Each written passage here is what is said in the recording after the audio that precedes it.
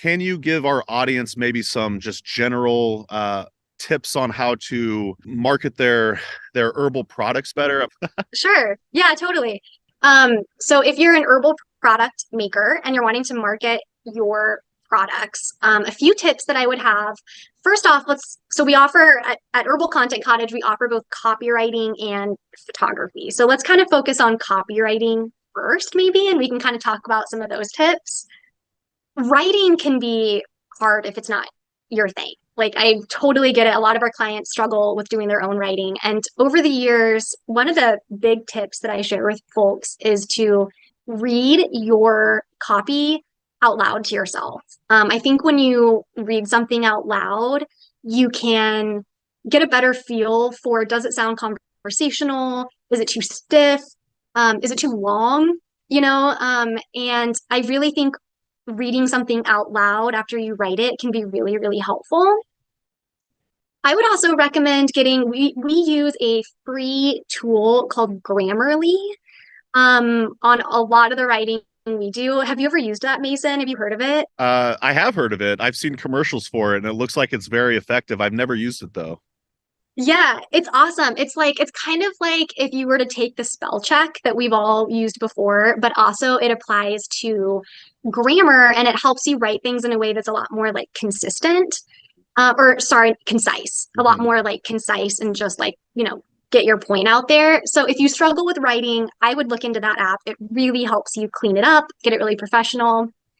And then I would just also finally encourage you to just really be yourself. When we're getting to know our clients and we're trying to kind of get to know like the brand voice, I have found that like 99% of the times, the brand voice is really essentially the founder's voice. It's kind of one and the same.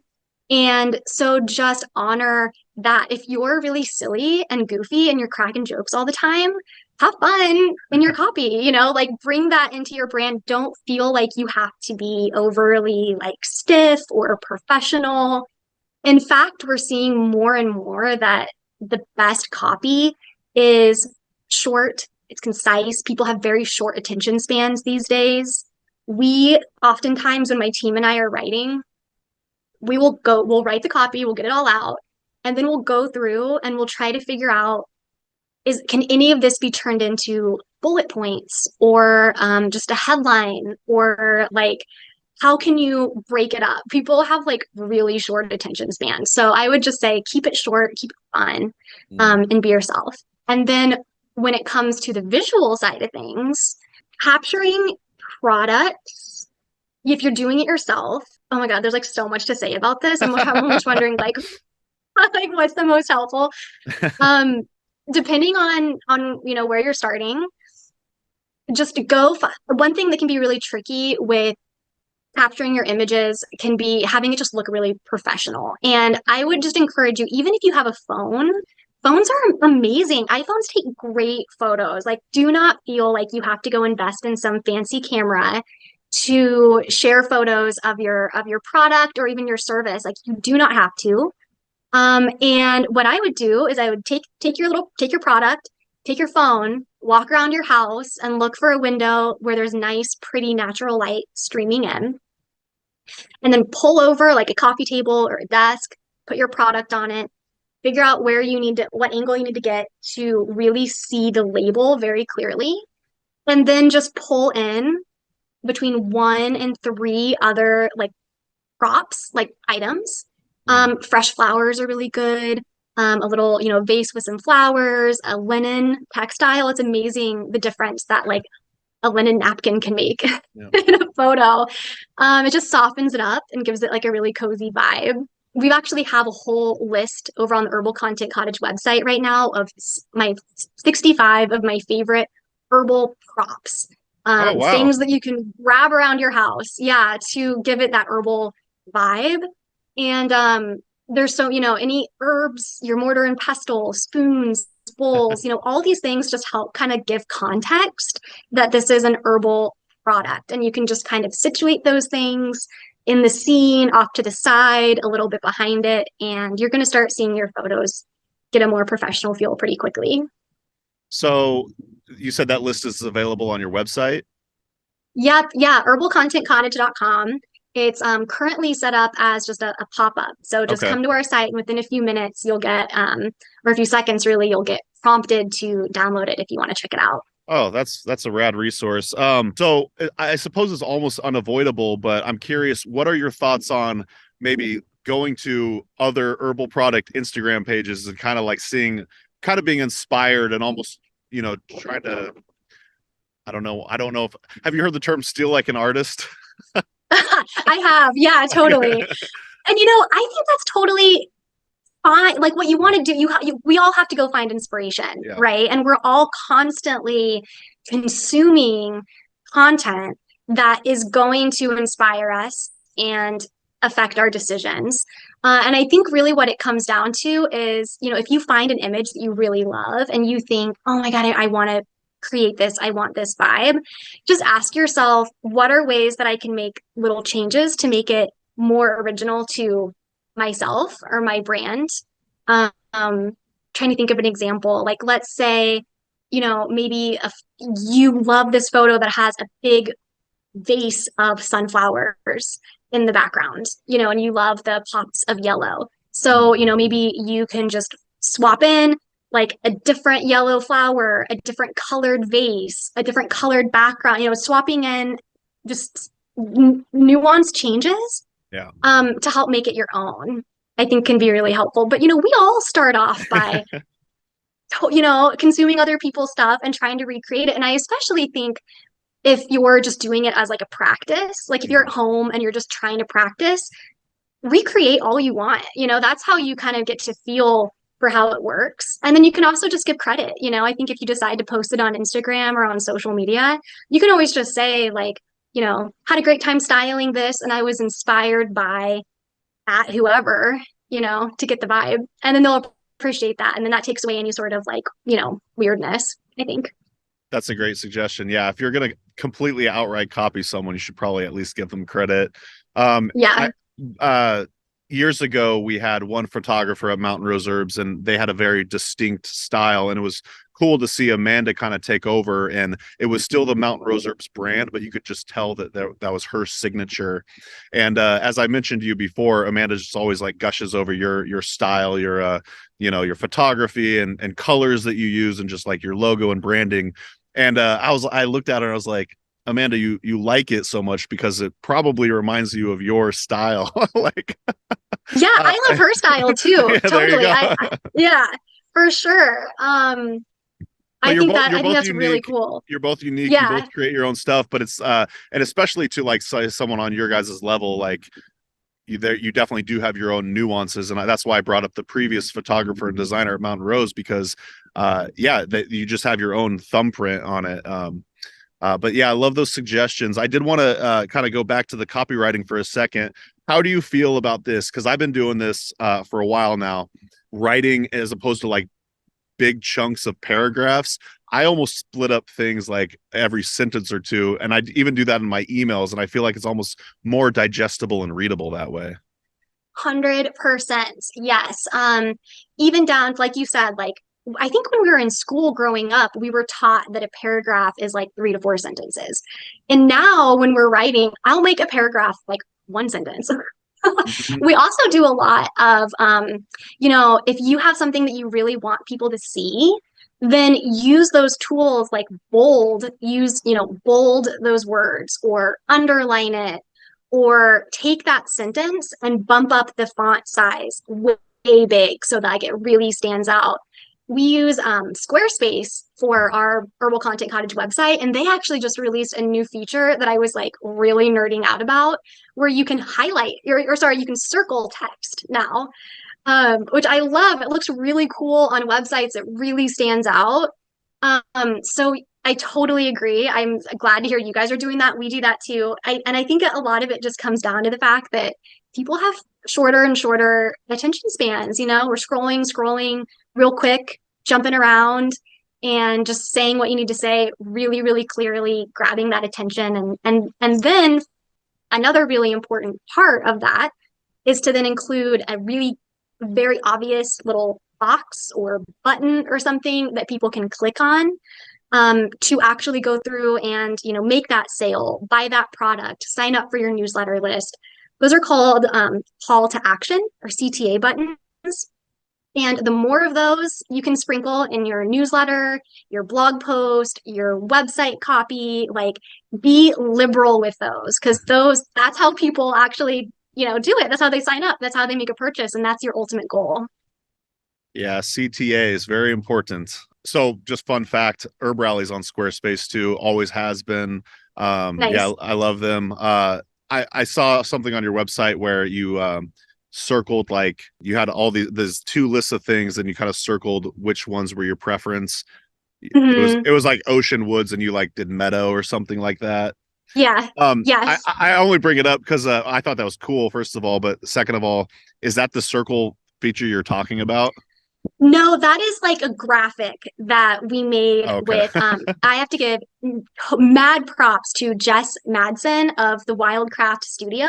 Oh yeah. She is who she designed our website and she did our Herbal Content Cottage branding and logo. She made that for us. So she really got us kind of up off the ground because we do copywriting and photography, but we don't do like the branding and the graphic design.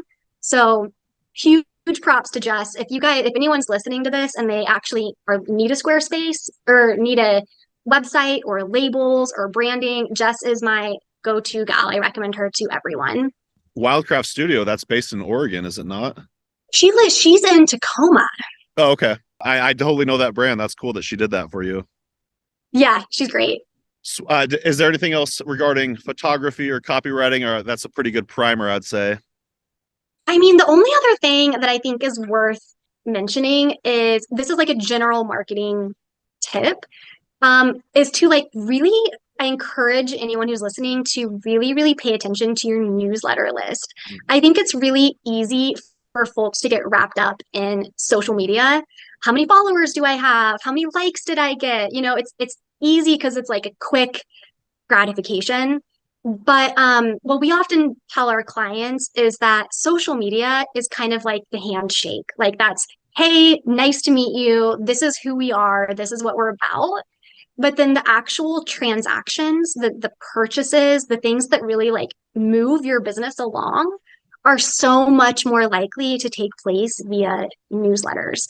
That's why if you open your inbox and it's just like every single clothing company you've ever shopped from, it's like, taking up all that, it's because it works, and those big brands with those big marketing bucks have whole teams completely focused on newsletters. So if you are an herbal business and you're trying to grow or you're just getting set up, I'd really encourage you to take the time to make sure you are collecting email addresses, doing a really great the number one way that we have found to capture them is to do those freebies like we were talking about earlier, that little pop-up I have with the list. Those are so successful. Yeah. It's like crazy. So ask yourself, what's a free little graphic or a little ebook or something fun that I could put together, post it up on your site and say, hey guys, give me your email address. And in exchange, I'll email this to you. You'll get it for free. And we see 4 to 5 times more email newsletter signups through those freebies than we do through just like the newsletter forms embedded on websites. So check that out. If I'm going to leave you with like a nugget, like please pay attention to your newsletter lists. Yeah, I could not agree more. And I know a lot of people are apprehensive to put up, say, a pop-up on their website. But honestly, it's so ubiquitous now that everyone's just used to Xing out. Like no one has to Right. sign up. They can just click out. It's no big deal. And then the exchange, the value you get in return is you actually have the ability to directly communicate with your customer or potential customer. And Yes. also as far as like the social media stuff goes, those could almost just be considered like vanity metrics. Like let's say you have X number of thousand followers, but you're only actually reaching a certain percentage of those because the platform they own the platform. So they're unless you pay for actual promotion, you're not going to be able to reach them. Granted, newsletters Yes. do cost money, like say HerbRally has MailChimp and we pay so much money per month, but in the end it's totally worth the upfront cost because with say like a 30% open rate, you're actually getting people to see what you're trying to promote. I'll also add on to that, you get the email subscriber. Then when it comes time to actually putting out the newsletter, you should be providing value so people actually want to stick around. 100%. I'm so glad you said that. Yeah, that is like when you're reaching out to your newsletter subscribers, you're not just saying, buy this, buy this, buy this, because then you're kind of annoying. Everyone's like, okay, I get it. Like you're spamming me. So Unsubscribe. like, yeah, like no, instead you want to be like, hey, here's this awesome recipe I really love. Here's this really cool project. Here's a plant profile on an herb. Here's 10 herbs you can keep in mind if you have a headache, like cool content where people want to open your newsletters and they get excited to receive your newsletters. And then sprinkled in at the, later on in the newsletter or every so often in your newsletters, you can say, by the way, if you want more stuff like this, if you're digging my free content, then here you can spend a little bit of money to buy my book or try my product, but yeah, I want to say, Mason, too, like I love hearing your insight on what you guys do for HerbRally because I think you guys do such a good job. I love getting your newsletters. I love seeing your social posts. Do you know what you guys do a really good job of is I feel like I know you and Amanda.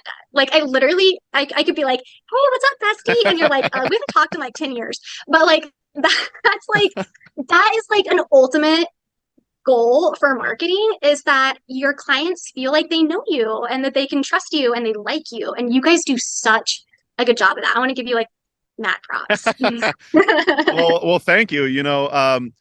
A lot of people don't really think of me as like this shy person, but I would say my entire life I was just kind of this shy person. So every step of HerbRally has actually been kind of a soul growth for me. Me consistently putting myself out there a little bit more and a little bit more and a little bit more to the point where y'all actually kind of know me to one degree, and Amanda now to one degree or another. And yeah, I would say it's just been super good for me. And now I'm actually doing these podcasts and stuff like that. So now I get to know my HerbRally peeps a lot more. So thank you for the compliment. That's so cool. Yeah. So sometimes on our newsletter, I'll be like, oh, I wrote like the past 5 introductions. I gotta get Amanda on this so people hear her voice too.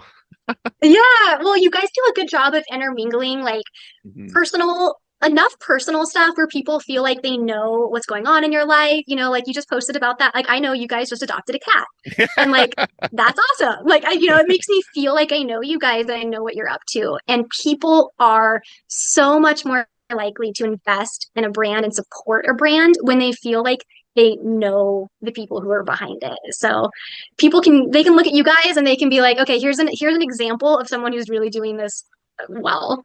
Thank you. You were talking about kind of just during the copywriting stuff, you were talking about be yourself, show your voice, that kind of thing. It was early on in like the HerbRally podcast. I really wanted to implement like a hip hop beat or song into it because I know a lot of herbalism content, and I know it's probably genuine for a lot of these brands. It's like a Freudian slip. A lot of these brands use like say folk music or banjos and this and that. And don't get me wrong, I like bluegrass and all that stuff too, but I felt like it would have been like non-authentic for me not to use some sort of hip hop influence because it's greatly influenced my life. And even though it doesn't necessarily like say jive with your stereotypical herbalism brand, I really wanted to incorporate hip hop because it's a part of me. So yeah, I think that's so important too, because and then to like analyze that through like a marketing lens, kind of, it's nice because there's a lot of people out there who love herbalism and they love hip hop and they haven't really seen that intersection. And so then when they see you guys doing that intersection, it's like, hey, this is super cool. Here's people who are like combining 2 worlds that I also appreciate, and it's just, who doesn't like seeing someone be themselves, I mean, I guess unless you're just like a mean person and you're just out being mean, but like you're not, so you don't have to worry about it. Hey everyone, this is Mason with HerbRally. Thanks so much for watching today's video. If you liked it, please give it a thumbs up and also go ahead and subscribe. We come out with new herbal content each and every week. If you didn't know, HerbRally also lists herbalism events.